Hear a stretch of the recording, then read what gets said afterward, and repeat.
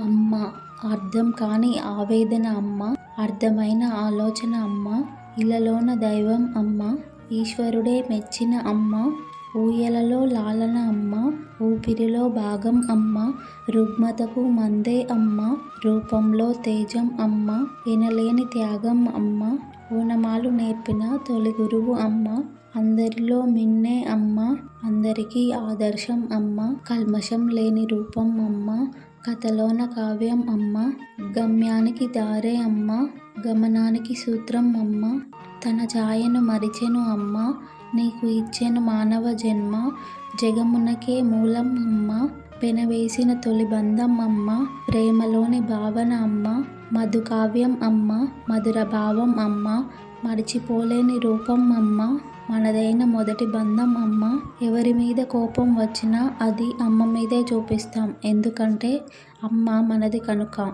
యావత్ ప్రపంచం వందనం చేయాల్సింది అమ్మకి.